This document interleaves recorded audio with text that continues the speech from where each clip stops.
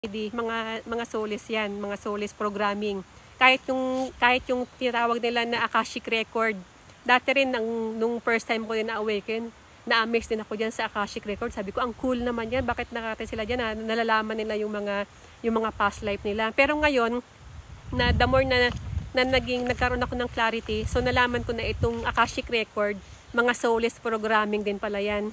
So, ngayon, hanggat, let's say, nag-astral ka, pumunta ka dyan, so, nag-spend ka rin ng energy, kumbaga another energy expenditure, na which is, hindi mo na kailangan yon yung yung programming na yon. Kasi nga, kung nasaan ka ngayon, na which is your present moment, so, nandito yung power mo, ito yung connected sa eternal now, na which is kaya nga, diba, your present moment, present, the word present, that is your gift of life. So, yan lang yung talagang connection mo sa God Source. Yan yung connection mo sa higher self mo, sa source energy mo.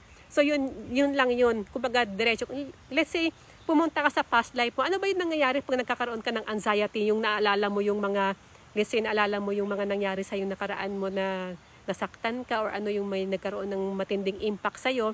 Diba, nagkakaroon ka ng anxiety, nagkakaroon ka ng fear, nagiging emotional ka. Kasi nga, yung energy mo nagiging fractalized. Kumbaga, nahati siya. Nagiging fragmented. So, ganun yun, yung soul mo parang nagiging watak-watak, nagiging sabog. Ganun yung nangyayari every time na wala ka sa present moment. May na-realize ba kayo? Diba? Not like pag yung nasa present moment ka, yung body, mind, and soul mo sa present moment, very connected ka. Diba? Kasi nakaupo ka lang dito, tapos wala kang iniisip. Kasi nga nasa present moment ka. Yun. Pag marami kang iniisip, yung naglalagay ka ng thread doon. Let's say pumunta ka sa past life mo. Let's say nag-ano ka, diba? Para nag-asal ka, tapos pumunta ka sa past life mo, inisip mo yung mga nakaraan mo. So, ibig sabihin, nag-spend ka ng energy doon. Sinasayang mo yung energy mo. Not realizing that your power is in the present moment lang. Kumbaga, diba, alam mo yung feeling na nasa present moment ka, na-appreciate mo yung creation, yung nasa harap mo mismo, yung mga tunog ng birds, yung napakalinis na hangin, na-appreciate mo. Diba, ano yung feeling mo? Diba, na-energize ka, ang sarap ng feeling, na-appreciate mo, nandun ka sa state na very grateful ka sa creation. Yun, nandun yung power mo sa present moment. Parang, merong mga nagbigay ng gift. Tapos, tatawagin, ito, si Angel Job. Si Angel Job, present. Kasi nasa present moment ka. So, mabibigyan ka ngayon ng ayuda. Kasi present ka. Paano kung hindi ka present, wala ka, di ba? So, wala kang marireceive na present, wala kang marireceive na gift. So, ganun siya. Lahat dito is very symbolic. So, the more na nagiging aware ka na, kahit yung mga small details lang, hindi mo naman kailangan maging super psychic ka para malaman mo yung mga bagay-bagay. The more na nag-raise ka ng frequency, marirealize mo yung mga bagay-bagay na hindi mo na-realize before. At the same time, parang matatawa ka na lang din kasi isipin mo na parang common sense lang din, di ba?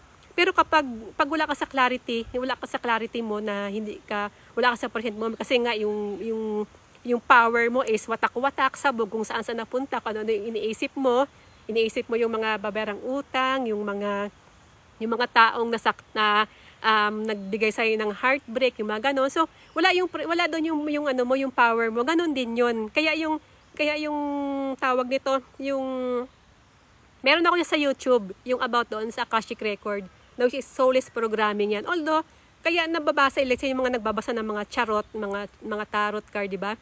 Kasi nga, yung mga gabay nila, na either na angel or demon, doon sila kumukuha ng Kasi yung Akashic Record, mga files yan, mga record, mga files. Balikan rin yung files, live, di ba? Yung mga nategi na, nandoon yung mga files nila. So, yung mga files ng mga old contract natin, another timeline. So, hindi na yun yung timeline mo. Ngayon na yung timeline mo. This is your present moment. This is your power, your eternal now. So, the more na nandito ka sa present moment, the more na nagiging aware ka kung ano yung nangyari sa paligid, di ba? Ano yung mangyayari sa'yo pag wala ka sa present moment mo, di ba? Ano yun, lumilipad yung isip mo kung saan-saan yung soul mo nakukuha na ng di ba? Na hindi mo alam kung saan-saan na napupunta. So, yun. Next time, natin yung eternal now, yung sa present moment mo. Kasi nito yung pillar mo. Parang, ito nasa straight line ka, di ba? Ito yung pillar mo. And then, parang kang, alam mo yung sa infinity, di ba? Infinity. Ikaw yung nasa center. And then dito yung infinity, dito yung ano, yung ikaw yung nasa center. Diba? Yung left and right mo para siyang toroidal field mo rin yung energy mo. Nakita niyo yung energy, di ba? Parang naggaganon-ganon siya. Parang yung apple, pag hiniwa mo yung apple, ikaw yung nasa center. Tapos yung gilid doon, parang iyon yung pinaka-toroidal field mo na, which is nung last time din pinag-aral natin about nung sa aura mo. Yun. The more na nasa present moment, kasi nandiyan yung ano mo, yung power mo sa present moment. So, diyan ka nagkakaroon ng ano, yan yung empowerment mo.